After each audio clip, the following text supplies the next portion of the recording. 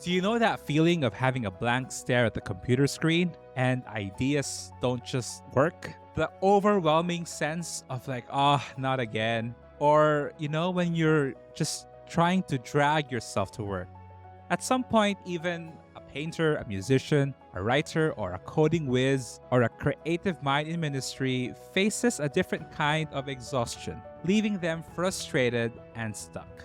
Masterpiece Maker, in today's podcast, we're tackling a topic that plagues even the most passionate creators and entrepreneurs: creative burnout.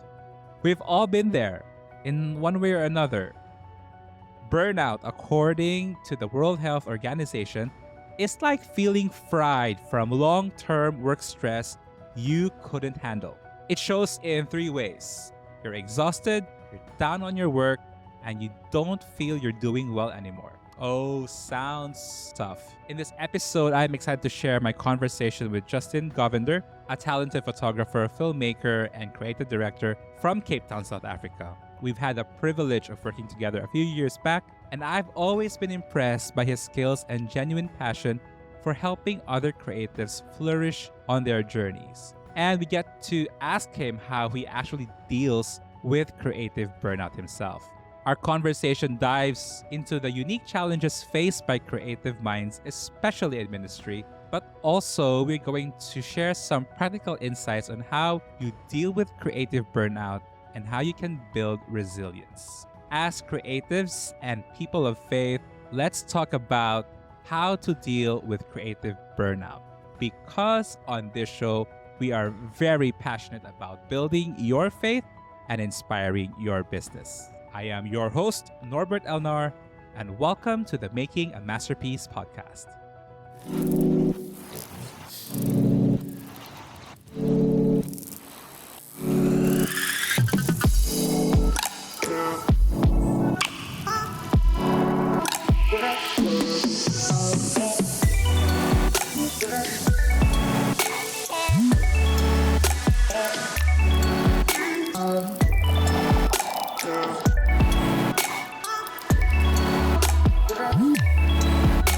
Hi, everybody. Welcome to another episode of Making a Masterpiece. And today we are in for such a treat. Joining me is a good friend of mine. And you know what? Till today, I would still believe that he's really one of the best creative professionals and one of the creative geniuses I've ever met. So please help me welcome Justin Govender. Hi, Justin. Hey, Norbs, thank you. That's quite an introduction.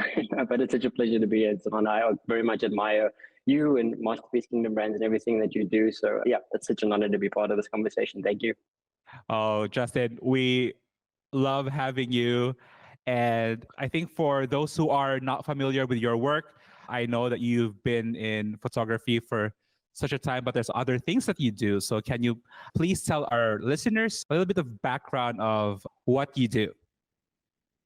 That's a good question. It's always one of the hardest ones to answer because you're just like, where do I begin and how long is this podcast? So, but yeah, I have such a varied background in the creative field. As long as I can remember, I've been artsy. Let's put it that way. Like, you're always the one involved in the art projects in school, and that's kind of just where you excelled. So I kind of knew growing up already that I just enjoy creating things, and that stemmed from the simplest thing of what you drew by hand, what you painted by hand, and it eventually progressed into what you could create digitally. And as you mentioned, I've been involved in photography, and I remember, getting my hands on my first camera and just loving taking photos and seeing the world through the lens. And I guess from there, I just started like dabbling in almost every creative field. I taught myself how to 3D model, which myself and my brother did, creating animations in that. And then I started veering off into wanting to learn film more because I loved still photography so much that I was interested in, okay, how does this work when it starts moving?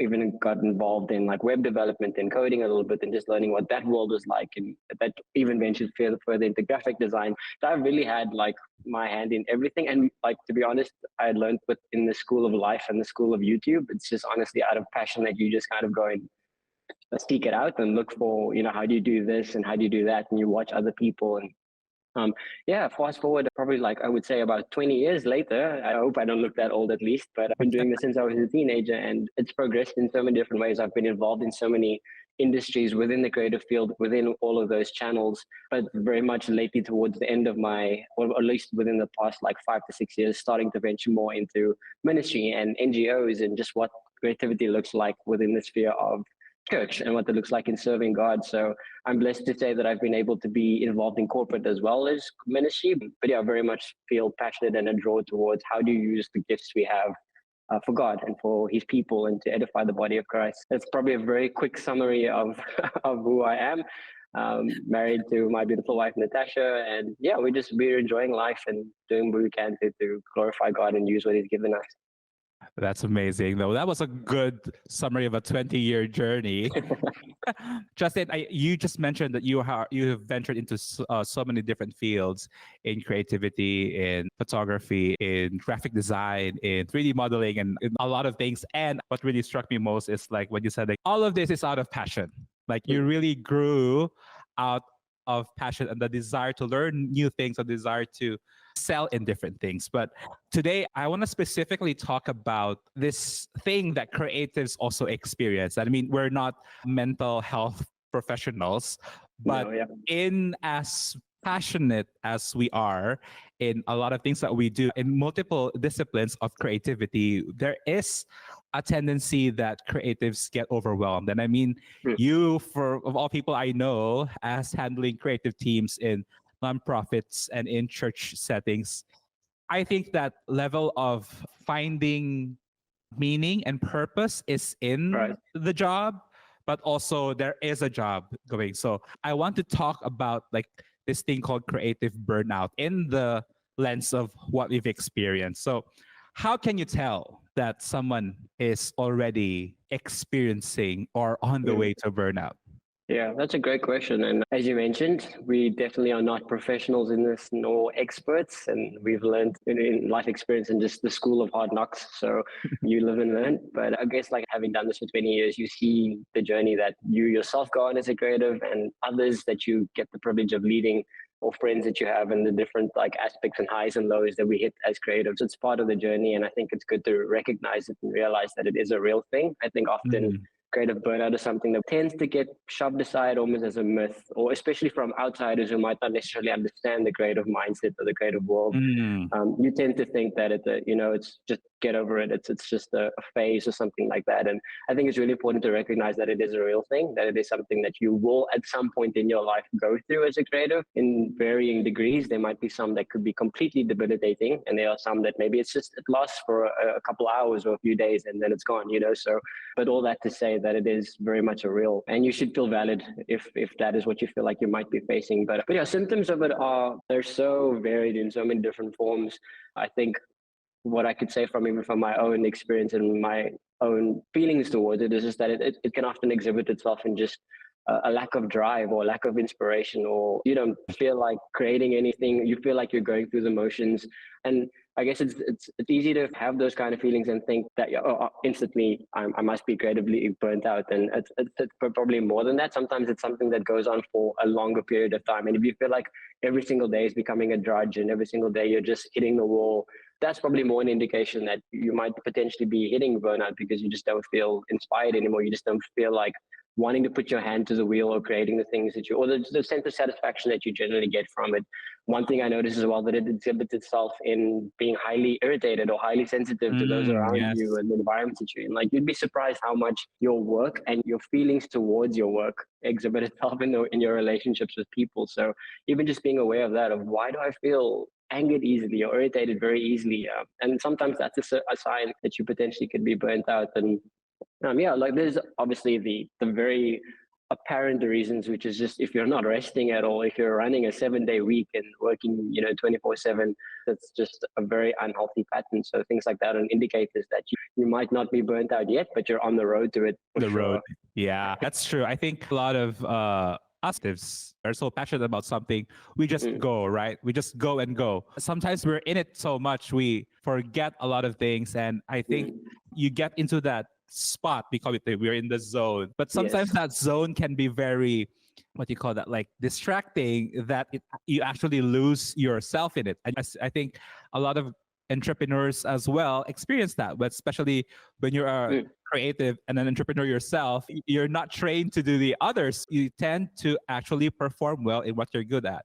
And I love what you said that, you lose the drive. And I think as a creative person, it's even more obvious because there's that kind of creative source that you're getting from, right? Cool. Yeah. Mm. And then you become irritable. Yeah. That's not a good thing. Yeah. Well, as you have described that properly, maybe in your experience, have you ever experienced this for yourself? Good question. I mean, in degrees, I think yes. Like, if to be honest, we all to some degree have experienced it. I definitely could say I have. I think what I'm thankful for and is probably allowed me to not have to suffer it too long of a period or too intense of a period, and that's just because of having good people around me or having good boundaries and just setting up a good work ethic in the way that I have done my creative career. So I would definitely say I have experienced it, but I think thankfully not to the point where it could derail you entirely. And I think it's okay for us to be able to go through those seasons of creative burnout and still come out stronger on the other end. It's not a stigma that we need to put on it to be like, you shouldn't get there at all. Like we will inevitably, and I think I have as well. But I think there's a healthy way of handling it as well, which can just set you up to not make those same mistakes and to help others not make Mm. those same mistakes. So yes, definitely I have, but I think thankfully not to the point that I've hated my career or decided to change paths or just not done what God has called me to do just because of unhealthy boundaries or creative burnout. I just want to also talk specifically about ministry, Justin, because Hmm. I think a lot of our listeners as well are the professionals, but they're also volunteering at church on Sundays and, also doing ministry. And mostly this, like when you're doing it in a ministry level, unless you're Yeah. on paid staff, you're really also pushing yourself to the limit. And based on your experience as well, handling creative teams in church, what would you advise to creatives who are doing this in the ministry setting that they don't actually reach the burnout? Because I think it's really a little bit dangerous because you're Hmm. not just burning out creatively, it's also affecting some of your personal faith and values. Like, how do you strike that balance? Yeah, thanks. It's, again, like I don't imagine I have all the answers at all. I can only share from my experience. But yeah, being in ministry and being a creative, I think very few people realize the weight that that is. And it definitely is a calling. It is definitely something God graces you to do. But having said that, it goes with a lot of challenge and a lot and weight. Mm. Like I said, there's a significant part in the body of Christ that you carry, and it's not always seen. So the clear areas of it when it comes to just setting boundaries and how you handle your day to day and what you say yes to and what you say no to, those are Mm. obviously always going to be really important fundamental principles that we need to have embedded into our lifestyle and our work life. But before that, like, it might seem overly spiritual, but you cannot serve in any form of ministry, whether that's creativity or pastoral or whatever that might be, without first having a rock solid prayer life and time with Mm. God alone. And unless it stems from that, you're kind of setting yourself up for failure. And that's not just in ministry, that applies to whether you're in corporate, whatever job that might be, whatever it is you're putting your hand to. Like, if it's not stemming from time alone with God first, unfortunately, that is going to set you up for just failure at some point, or just feeling like you're doing it all on your own. And the reality is that we're not. We need God to empower us by Spirit every single day to do that. So setting that time aside of what that might look like for you, whether that's a couple more minutes in the morning, whether that's taking a walk or your drives to work, whatever that looks like I would encourage any creative that that's what they pulled into their life. And beyond that, I think another important thing that I've noticed in myself as well as other creatives is like we mentioned earlier, you have an internal drive that you want to create things. And we've all got that. It's good. I think we need to have that where you Mm. just want to create something of excellence and you want to put your hand to something that you're really proud of. But that in itself, if that is the drive for why we create and why we do what we do, is also got a lifespan to how long that's going to keep you motivated. I have found that unless you shift the lens of why you do what you do to other people and from a heart of serving, unless you do that, it's going to set you up for eventually burning out. Because the reason being because you're trying to draw that from yourself for yourself. Okay. When Let we me just emphasize that if I've got you correct. So you're saying for longevity and mm, for a more meaningful creative process and growth, you're saying that the drive must not come from our desire of creating, but on absolutely people? yes, yes, great, yeah, that's get ready to say Okay, it. you have to give an example on that, because I think as a creative, you have this rock star mindset that whether we like it or not, some people really feel validated when their work is praised. But when you say that it shift the lens, what do you actually mean about that? Yeah, no, that's a great question, and you phrased it really, really well. I mean, I can think of so many projects that I've had the privilege of leading or creating or just directing of what that looks like. And very easily, like you say, you want to do it well. So you invest all of your energy into that. And the moment it's picked apart by any person, we either take offense or we take a step back, or we just feel like it hits us a Mm, little personally. And yeah, so I think it's in those kind of instances that you take a step back and you realize, I'm doing this for the person who's at the other end of receiving this piece of media. And I think like even an example of that is just even within this week, I was working on something that needed to be publicly communicated to a church congregation. And obviously, like, I thought it was great. I thought I got the messaging spot on, send it off. And it came back with a bunch of feedback. And at first I was like, I'm not sure if I agree with the feedback. And it took me, I mean, I've been doing this for a while. So it probably took me like 10 seconds to get my heart in check and realize, no, wait, this is not, I'm not the end goal here. The goal is, how is this going to be mm, clearly communicated to the person that I am creating for? And does it speak God's truth to them in the best way possible? And other people have an input into that and they have a perspective that I don't. So I think that automatically takes away the frustration that comes with creating things, and that eventually leads to burnout when you realize, I'm not doing this for myself. I'm doing it as a form of serving God and serving his people. And that kind of like just makes it so much easier. It lifts the burden, and honestly does, because you're not doing it from a place of selfishness, but doing it with him who's carrying the weight and the burden with you and giving you the strength to do it. So that can translate itself into so many different scenarios for different people. I've just found for myself that, yeah, having the mindset that I am here to serve and I'm using my gifting to serve, and it's not about me, is probably one of the greatest safeguards against burnout I have found over the past couple of years in doing this. yeah, that's so true. I totally agree with that. It's easier said than done. Absolutely. That my gifting is here to serve. I find myself sometimes that little thing in your head that when you're used to creating stuff, there's a level of expectation that you think Mm, that you sort of like expect from the receiver, right? But then right. if that doesn't translate well, it becomes frustration, and then it ends up as rejection. And that is Yeah. actually something creators really suffer with, is that the being rejected. But I think with the mindset of thinking that it's not really about you, Yeah. they're not attacking you as a person, but it's more about how the message is communicated and how it's serving the Yes. bigger public, it is more meaningful.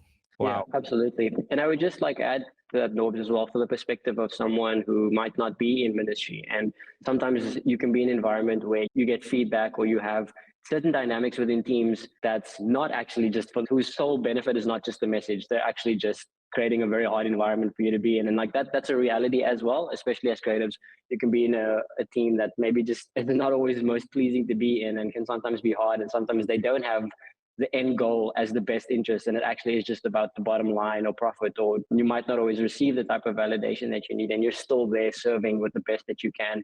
And I think even in those kind of environments, the same principle applies, that God, I'm doing this for you. I'm doing it as a form of worship and a form of just helping humanity thrive in whatever aspect I am working in. And if you Mm-mm. keep that the focus, that still just guards you against your heart getting bitter or just your heart leading to burnout. So yeah, just to add that I do feel like it applies in both worlds and not just in one. Yeah, absolutely. I think I have shared this with you before that I worked in mainstream advertising for so long. And back in the days, especially when you're starting and you're young, you feel like you're invincible, right? And you feel like you've got all these creative ideas. And I remember Yeah. back then that, especially during award season, that every time there's all ideas are just shut down and rejection after another. And it was really, really painful. You're not in a Christian ministry setting, so it's part of the job. And I think Yeah. at that level, I remember back in the days, there's two things. It's either you take it personally or just shove it off. And Mm. sometimes the danger is if you just let it go without processing it, it can Right. also just lead you to burnout, right? It Yes, absolutely. Yeah. like Very, but very well said here. but what you just said, like you really shifting the lens and taking it from the way of how it will be received by people, that it's not an attack on you, but more on a way to improve and Mm. grow your craft. Wow. Absolutely. Yeah. Do you feel called to build something incredible, but self doubt is holding you back? Do you have a God given vision burning inside you, but are unsure if you're truly on the right path? Well, stop feeling stuck and join the Masterpiece Kingdom Brand's free online course, The 7 Signs You Are a Kingdom Brand. Discover the key traits of a kingdom brand and gain the clarity and confidence you need to pursue your God-sized dream. This on-demand course will provide you with a 10-part video series exploring a 7-sign checklist that will clear the confusion, ignite your inspiration, and ease your anxieties. We understand the fear that comes with taking that leap of faith, so you don't have to walk this path alone. You can finally break free from feeling stuck and embark on the incredible journey that awaits you. Visit www.masterpiecebrands.com and sign up for the free 7 Signs You Are a Kingdom Brand online course today. Okay, Justin, what about a certain point there? I'm sure there's also listeners right now. And if you've been following this podcast for a while, we always say that we want to build your faith and inspire your business. And as a creative person, you're in the business of creating stuff and we're also in a faith journey. But what if, Justin, you've already hit the wall of burnout? People feel, someone listening to us, they feel already out of drive. They feel they're always irritating people and they have this strong sense of emotional exhaustion. What can you advise for someone who's already experiencing creative burnout now? Yeah, that's a great question. And once again, do not have all the answers, and in no way is it professional advice. But I can honestly sympathize when you are at that, and if you feel you're currently at that stage. A few things I would suggest. Recognition is the first one, most of all, realizing that you're there and admitting that and being okay with that. And it's not a bad light or a stigma, like I said earlier, in any way. It's just part of the reality of being a creative, and that's okay to be in that space. So I think recognizing that first. But then beyond that is just making a couple changes. Maybe you're in the position where you can actually just try something new entirely. Maybe you're not. Maybe it's your livelihood and you're not able to. But there's small shifts that you can make in your day-to-day or your week at least to be able to help with that. And that's firstly building a rhythm of rest and whatever that might look like for you. You know, obviously as Christians, we always talk about Sabbaths and we talk about days off, or we talk about Sunday, or just, days that you're spending time with God. And that's really an important principle. And without getting too practical or getting too detailed about it, like taking times of rest in however you can put that into your week, just to do something completely different from what is your day job or what is your area of frustration right now. And that can be, as simple as taking a walk on the beach, reading, watching a movie, something completely different that just energizes you, something that you get your passions going again. And I know when you're a creative, often your creativity is what fuels you. So it's really good to create a plethora of interests so that you're not just involved in what it is that you create with on a day-to-day, but that you're finding other things. I think I had a friend who is also very good at coding and being a web designer, and that's what he does, but also is into extreme sports. Like he just does things that you're like, how are you the same person? And I love that because I feel like it's just the diversity that enables him to switch off from the one and do the other. So I feel like having something like that is really important as a creative. And yeah, other things that you can do is also just find like-minded people who you can talk to. It's really important that you do not isolate yourself. That's one of the first things we tend to do when we feel this way, and that's probably the worst thing we can do. And there are times that you need to be alone for sure. Like silence and being alone is a really good thing as well. But in instances and seasons like this, I would really encourage finding people who can speak encouragement into you. And they might not necessarily understand the creative world in depth, and that's okay. Like sometimes that's good, having friends who have a completely different perspective on life, but can still just walk with you and encourage you. And we obviously believe you find that in the church, but whatever that circle of friends looks like for you, and even that could be family or anything like that. But yeah, just finding people that you can confide in and talk to. Yeah, or just to listen and to understand. Wow, that's so good. We can talk on and on about this topic because I think this is a real situation, not just in the creative world, not just in ministry, but overall. People have that sense of overwhelm that sometimes absolutely, it's hard to understand, and sometimes we don't really know what it is, but it is okay to feel that way. And I'm sure at a certain degree, if it really is very disturbing, you can always seek professional help, and that's also not a problem. Yeah, that's such a good piece of advice. So Justin, I would just want to wrap it up with this question: if there's one thing, not the thing, or like one thing that you've learned in your journey on how to have a reset button in your brain that keeps you creative, that will avoid you to be in that zone of burnout, what would that be? That is such a good question. I wish I had a profound answer for it, but I honestly feel like I'm discovering it as well.